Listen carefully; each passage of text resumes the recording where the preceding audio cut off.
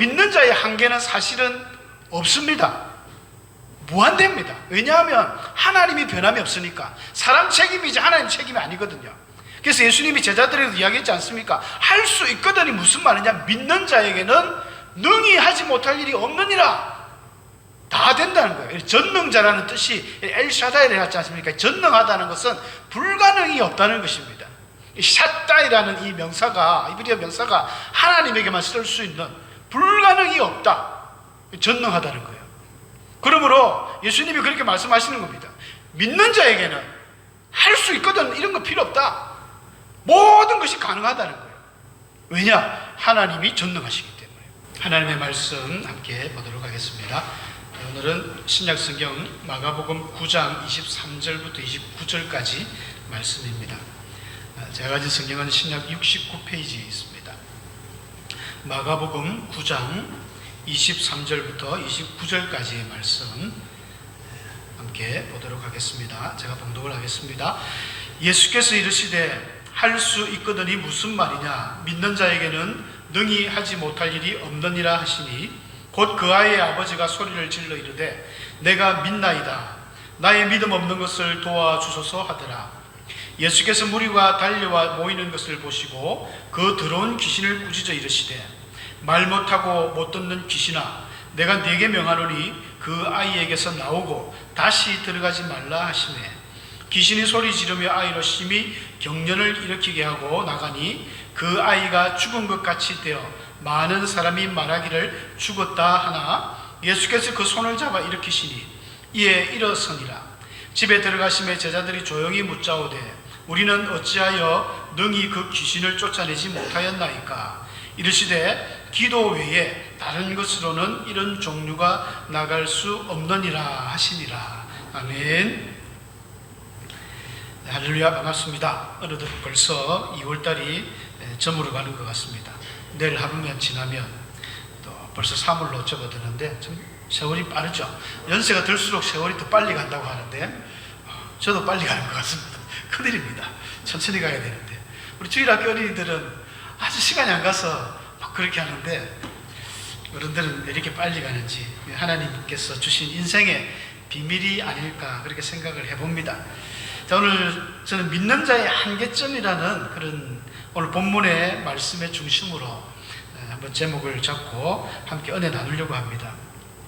많은 성도들이, 많은 그리스도인들이 어떤 고난과 그 어려움 갑자기 불어닥쳤을 때 자기가 감당할 수 있는 한계점이 있지 않습니까?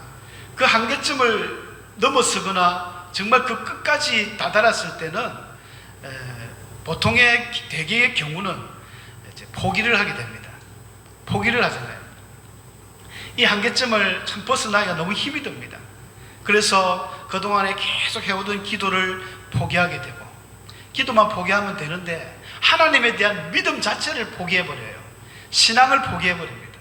그러니까 뭐 교회 생활에 재미가 없고 교회를 떠나는 성도들이 굉장히 많습니다. 안타깝게도 지난 그 코로나 기간 동안에 우리 전국적으로 우리 교인 수가 굉장히 급감했습니다. 많은 성도들이 코로나 이 시대를 통해서 교회에 이제 많이 떠나게 되고 믿음 생활 안 하는 성도들이 많이 생겼어요. 어쩌면 그들은 믿음의 뿌리가 깊지 못해서 그랬을 수도 있습니다.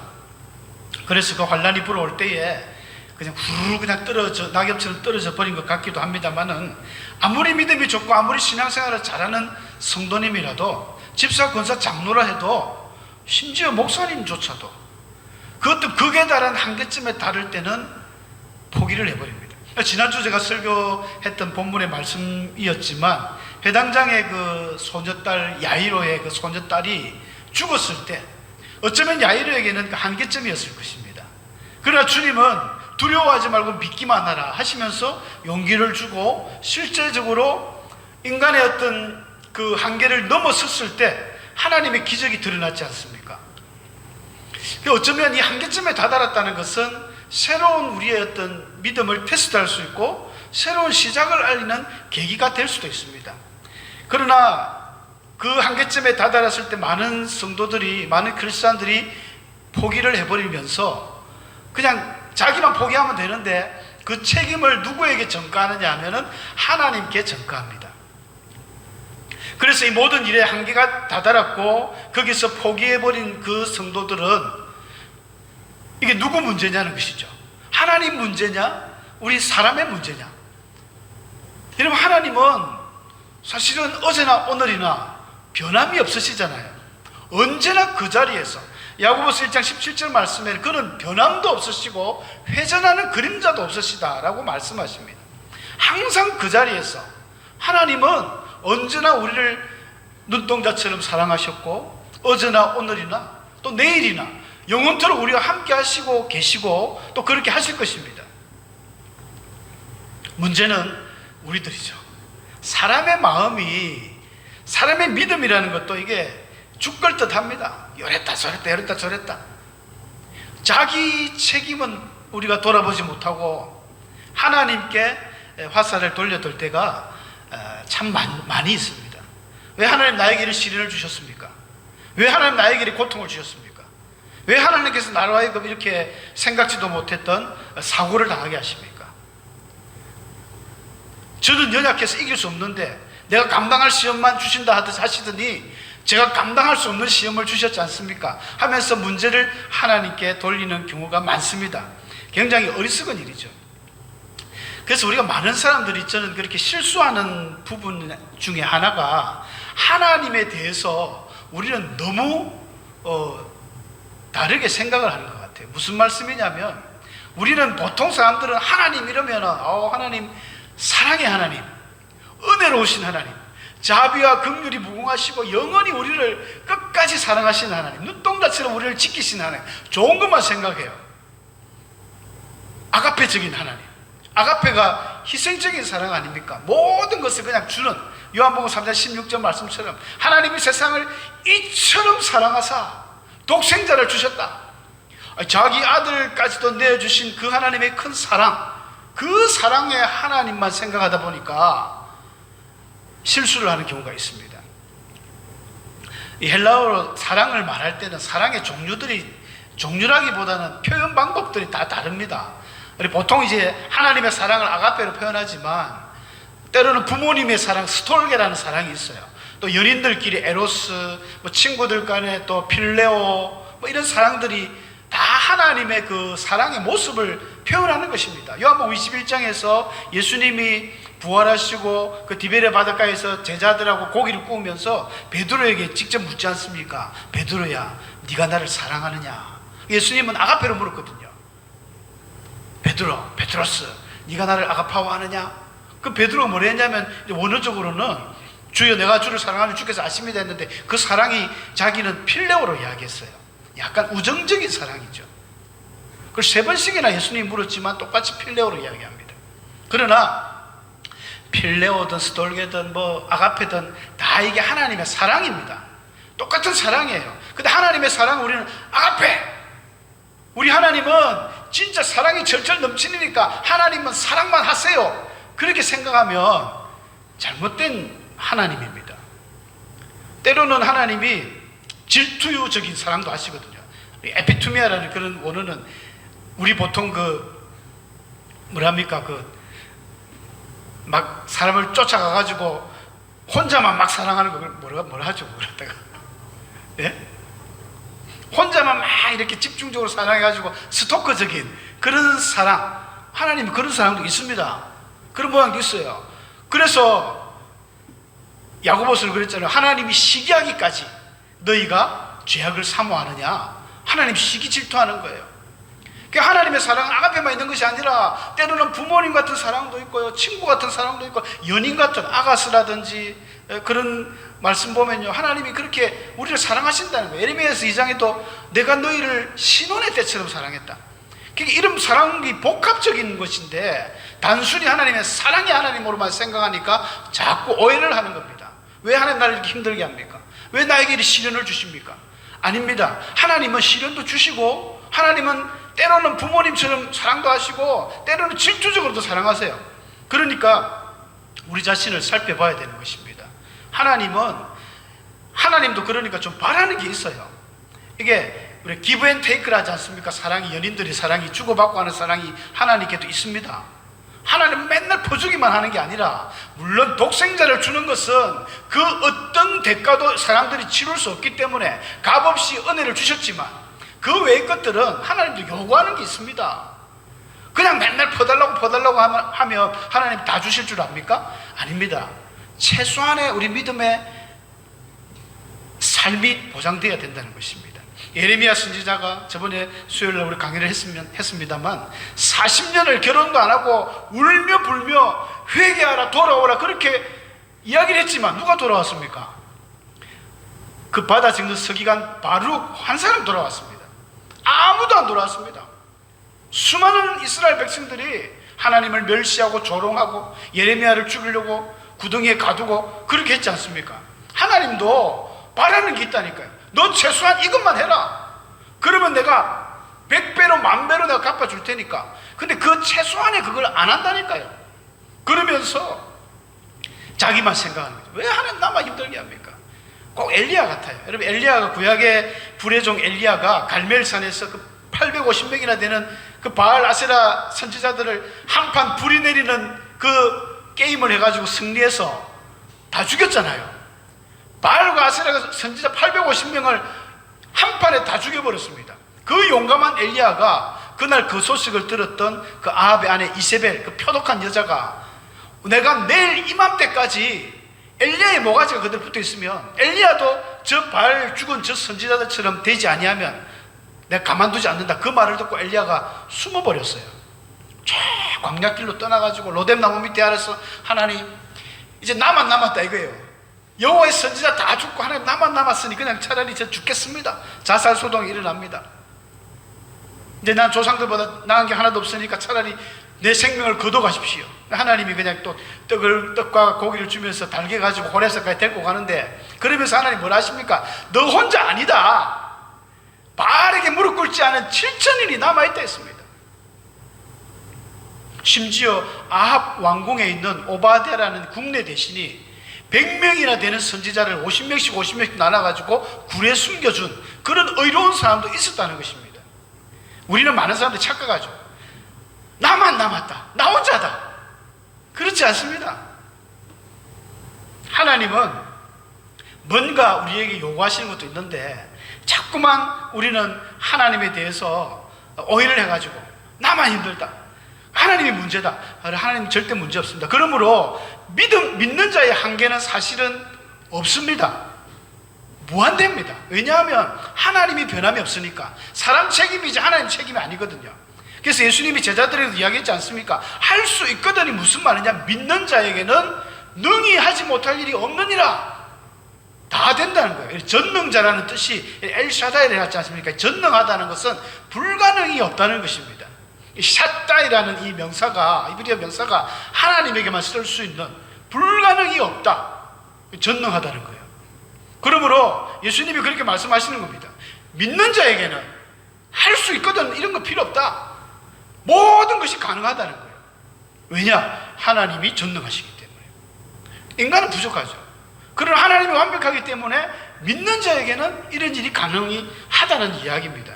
여기서 믿는다는 것도 이제 어떤 믿음이냐 이게 중요하죠. 주님을 확실히 믿어야 됩니다. 여러분, 예수님이 어떤 분이십니까? 지금 성경 마가복음에서 앞에서 계속 보여주시는 내용들이 병자를 고치고 그 평생 그 어떻게 의학으로는 손댈 수 없는 중풍병자를 친구 4명이나 불러온 그 병자를 예수님이 고치셨습니다. 저 폭풍을 치는 갈릴리 바닷가에서 예수님의 말씀으로 폭풍을 잔잔하게 하셨습니다. 그라사인에서 그 2,000마리나 되는 그 귀신들이 몸에 들긋들긋한 그 귀신들이 돼지떼에 들어가면서 그 귀신 그 그라사인의 광인을 예수님이 고쳤습니다. 회당장 야이로의 죽은 소녀딸을 살리셨습니다. 이 정도면 예수님이 어떤 분인가 우리는 알 수가 있지 않습니까? 이분은 전능자다. 하나님이시다. 이걸 깨달을 수가 있습니다. 근데 제자들은 그걸 못 깨달았던 것 같아요. 그런 믿음이 없어서 예수님께 혼이 나죠. 예수님이시기 때문에, 그런 예수님이 전능자시기 때문에 그 아버지, 그 아이, 귀신 들리는 아이의 아버지에게 아이를 데리고 오라 해가지고 예수님이 말씀하셨지 않습니까? 내가 네게 명하노니 이 말 못하고 못 듣는 귀신아 그 아이에게서 나오라, 다시 들어가지 마라 하니까 귀신이 바로 복종하는 것입니다. 여러분, 예수 그리스도가 누굽니까? 예수 그리스도는 우리가 그냥 생각하는 그림에 예쁘장하게 생기신 이런 그걸로 끝이 아닙니다. 만왕의 왕이시오 만유의 주이신 정말 최고의 어떤 모든 세상 권세를 다 가지신 최고의 하나님이십니다. 그 예수님 이름으로 예수님 말씀하셨잖아요. 내가 네게 명하노니 이러면은 자연도 귀신도 그 어떤 것도 복종할 수밖에 없는 최고의 하나님이십니다. 그 예수님을 우리가 믿고 있는 거예요. 그런 믿음이 필요합니다. 예수님 그냥 뭐 사랑해 예수님 아이고 우리 내 죄를 용서해 주시고 우리를 그냥 그저 천국에 넣어줘 구원자이신 그걸로 끝이 나면 안 돼요. 예수님은 모든 것을 가능해, 하늘과 땅의 모든 권세를 가지신, 아까 찬송했잖아요. 큰 권세 주께 있으니 그 권세가 가득하신 예수님의 이름으로 명령하면은 기적이 일어나는 것입니다. 능히 하지 못할 일이 없는 겁니다. 다 할 수 있다는 것입니다. 단순히 우리 믿음이 좀 부족하죠. 내가 부족해서 그렇지 하나님은 전혀 부족함이 없습니다. 예수님은 완전하십니다. 어디서 차이가 나겠습니까? 예수님을 얼마만큼 믿느냐, 내 마음속에 얼마만큼 확신이 있느냐. 여러분은 얼마만큼의 확신이 있습니까? 저는 좀 많이 있는 것 같습니다. 저는 예수님 확실히, 저도 어릴 때부터 교회는 다녔지만 맨날 기도할 때 응답받으면 하나님 있는 것 같고 또 아이는 없을 때는 없는 것 같고 막 이렇게 헷갈렸어요. 청년이 되어서 막 기도 생활을 하면서 기도 열심히 하다가 어느 날 하나님의 큰 은혜를 받은 이후로 이제 막 기도하고 방언도 받고 이러면서 그 이후로 한 20, 30년 동안 한 번도 제가 하나님 의심 없습니다. 제 안에 확실히 계세요. 저는 확신합니다. 그럼 뭐 어떤 귀신들을 만나도, 여러분 귀신 들린 사람 못 보셨죠? 저는 좀 봤습니다. 귀신들이 무서워할 수밖에 없는 겁니다. 예수 믿는 사람들은 무서워합니다. 무당이 아무리 굿을 잘해도 딱 예수 믿는 사람이 가면 굿이 안 되어야 됩니다. 하늘과 땅의 모든 권세를 가지신 예수 믿는 내가 있는데 어디 감히 귀신들이 굿이 돼요? 그러면 귀신이 내가 갔는데도 굿을 잘하고 있다. 그 무당 가짜 무당입니다. 100% 가짜 무당입니다. 어떤 분들은 일부러 그 무당 그 점집에 놀러 간대요. 크리스찬들이 가가지고 손금을 보여줍니다. 그럼 무당들이 와 당신은 뭐 생명운이 어떻고 재물운이 어떻고. 가짜입니다. 진짜 무당들은 딱 보면서 당신은 나보다 큰 신을 섬기는데 왜 왔습니까? 이렇게 말해야 됩니다. 이번 주 안으로 전부 무당 그 점집에 한번 가보시길 바랍니다. 나의 믿음이 어딜까? 한번 테스트 해보시면 좋겠어요. 그런 마음 안 생기십니까? 네가 진짜냐 내가 진짜냐 한번 해보자. 초대교회 사도들이 성령 받고 이런 기적들이 많이 나타났지 않습니까? 성령이 임하니까 사람들이 바뀌는 거예요. 내 안에 하나님의 성령이 들어오니까. 무당들은 자기들이 믿는 무슨 신, 무슨 최영장군 신, 이순신 신, 메가드 신 해서 신을 모시고 살잖아요. 우리는 하나님의 성령을 모시고 하나님과 동행합니다. 그러니까 초대교회의 그 7 집사들, 사도들에게 안수받은 게 빌립 같은 경우는 그 사마리아에 가가지고 대단한 폭발적인 하나님의 권능들이 드러납니다. 귀신들이 쫓겨나고요. 막 질병이 낫고 기적들이 나타나지 않습니까? 사도들만 한 게 아니라 성령을 받으니까 그런 일이 오늘날 이 시대까지도 이런 일이 일어난다는 것입니다. 문제는 믿음입니다. 믿는 자에게는 내가 예수님에 대한 확신이 없는 거예요. 이게 되겠나? 될까? 성경에는 나오는 일이지 내한테 이게 이루어질까? 벌써 우리는 싸우기도 전에 패배한 것입니다. 귀신은 기가 막히게 알아요. 요거 믿음 없네. 그러니까 믿음이 있으나 없으나 좀 큰 소리 치고 들어가 보셔야 됩니다. 여러분, 경찰이 무슨 실력이 있고 능력이 있어서 경찰합니까? 그냥 경찰 옷 입으면 도둑놈들은 딱 쪼리게 돼 있지 않습니까? 큰 소리 치고 들어가야 됩니다. 왜 제자들은 귀신을 쫓아내지 못했을까요? 마가복음 6장 7절 앞절입니다. 예수님이 이미 제자들에게 귀신을 제어하는 권능을 주셨어요. 병 고치는 권능과 이런 것들을 주시면서 한번 전도 여행 떠나라고 예수님이 보냈거든요. 보냈을 때 제자들이 잘했습니다.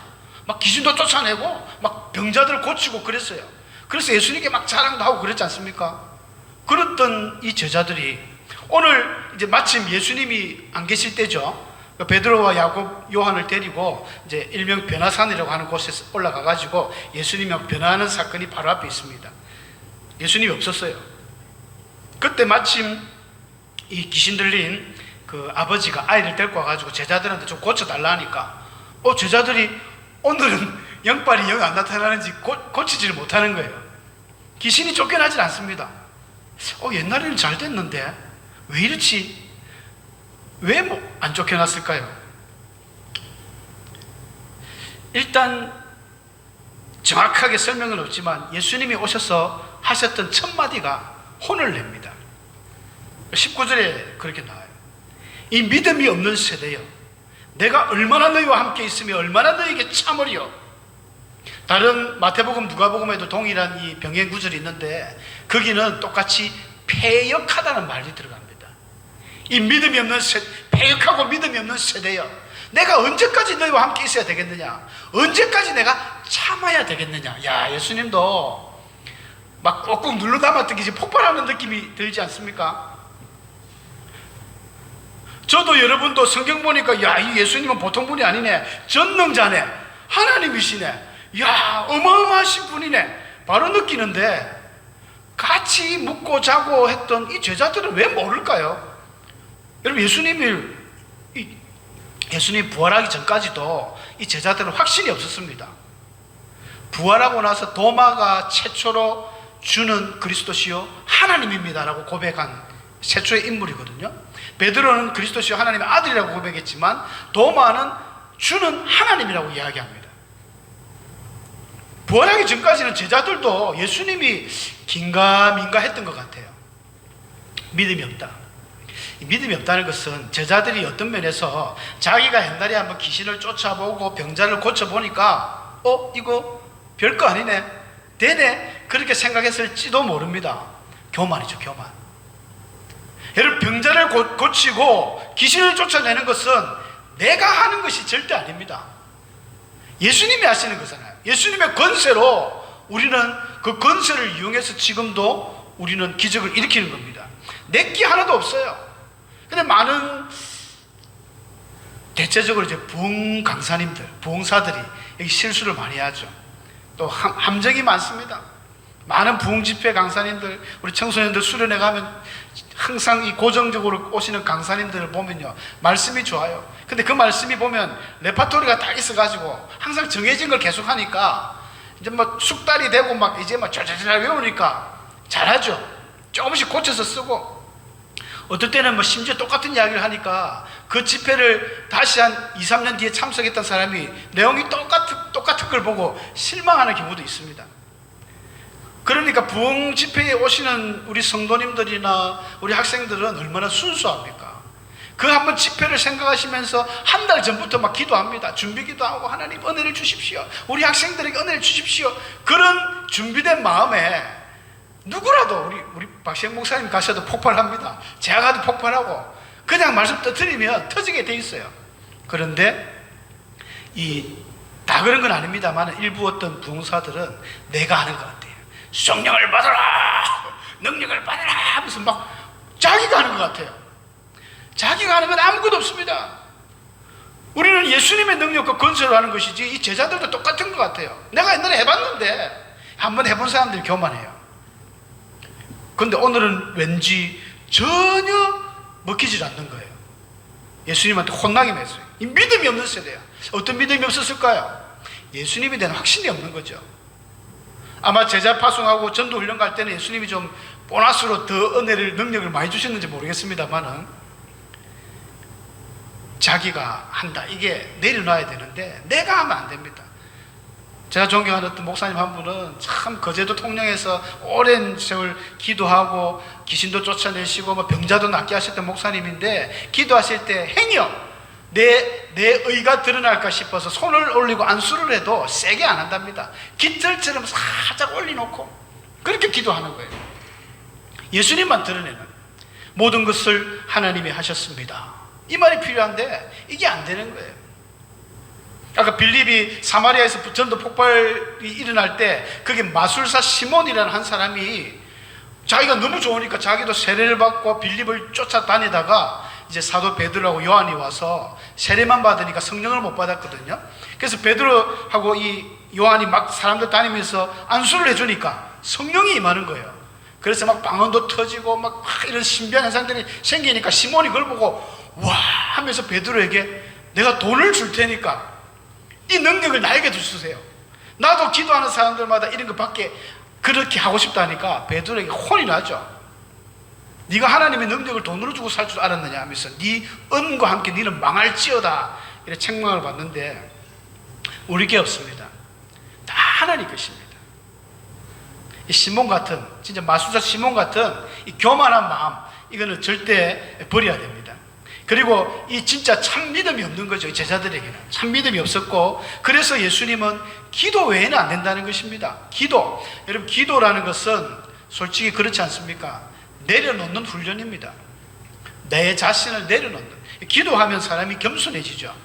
왜냐하면 하나님께 내 모든 연약함을 아뢰고 하나님이 나를 이끌어 주십시오. 우리는 무슨 일을 하든지 우리 찬양팀도 주일마다 할 때 그냥 안 씁니다. 항상 모여서 뭐 하겠습니까? 이야기하고 잡담하는 게 아니라 우리 성도님들을 위해서 기도하고 찬양 자리에 서기 전에 기도합니다. 성령께서 오늘도 나를 사용하는 도구가 되어서 하나님의 능력이 우리를 통해 드러나게 해달라고 저는 그렇게 기도해요. 악기 하나, 목소리 하나 이걸 통해서 성도들에게 감동이 나타날 수 있는 쓰임받는 도구가 해달라고. 우리는 아무것도 아니에요. 기도함으로써 내려놓게 된다는 것입니다. 기도는 저는 그렇게 생각합니다. 기도는 기적을 일으키는 열쇠다. 기도해야 하나님의 이런 기적과 능력들이 나타납니다. 제자들은 기도를 안 했던 것 같아요. 기도 외에는 안 된다. 이 의미가 기도를 통해서 우리가 자꾸 우리 자신을 낮아지고 겸손하고 하나님이 나를 통하여 드러나게 해달라고. 나는 죄가 많고 나는 부족하고 연약하고 볼품없는 정말 걸레 같은 아무것도 아닌 죄인 중에 개수 같은 그런 사람이지만 하나님 나를 통하여 기적을 베풀어 달라고. 여러분 하나님이 그런 사람들을 통해서 기적을 베풀어 주십니다. 내가 낮아질 때 바울의 고백처럼 그렇게 되는 거예요. 정말 티끌 같은 먼지 같은 나이지만 하나님 역사해 주시옵소서. 그렇게 기도하면 하나님이 그런 자들을 통해서 하나님 기적을 일으키는 것이죠. 어린아이와 젖먹이 같은 그런 사람들을 통해서 기적을 일으키는 것입니다. 교만하면 안 됩니다. 그래서 하나님은 교만한 자는 대적하시고 겸손한 자에게 은혜를 베푸신다는 하나님의 말씀이 이루어지는 것입니다. 사랑하는 성도 여러분, 우리는 어떤 한계에 다다를 때마다 그 책임을 여러분들 그렇게 하지 않겠지만 일단 내가 믿음이 부족하다 고백하셔야 됩니다. 제자들은 자기 믿음 없는 걸 고백하지 않고 위에 읽어보면 그 사람들과 변론을 했습니다. 변론할 필요 없습니다. 뭐 변론하고 잘잘못 따질 게 뭐 있습니까? 내가 잘못했다. 내가 부족하다. 내가 아직 믿음이 많이 부족하다. 그래서 내가 이렇게 되었다. 그래서 오늘 기적이 일어나지 않습니다. 좀 있으면 예수님 오시니까 예수님께 한번 부탁하겠습니다. 일어나와야지. 뭐 변론할 게 뭐 있습니까? 예수님이 혼나잖아. 너희 뭐 변론하냐? 변론의 대상이 아닙니다. 이건 그냥 내려놓으시고 하나님 앞에 솔직한 마음으로 나아가는 이런 자세. 그렇게 되면은 우리가 그 한계 속에서도 우리 자신을 돌아보고 그러면 기적은 반드시 일어난다고 생각합니다. 믿습니다. 그 기적은 기적의 중심이 예수님이고 그 기적의 모든 원동력이 하나님이시기 때문에 기적은 변함이 없습니다. 내가 부족한 거예요. 우리가 부족한 겁니다. 그래서 우리의 믿음을 더 아주 업그레이드, 믿음을 확실하게 폭발적으로 성장시키면 기적은 있습니다. 성경에 있는데 왜 없습니까? 기적이 반드시 있는 줄로 믿습니다. 함께 이 밤에도 기도하셔서 이런 기적을 체험하는 우리 성도님들 되시길 축복합니다. 우리 함께 오늘 말씀 생각하시면서 간절하게 오늘 또 한번 기도하시겠습니다.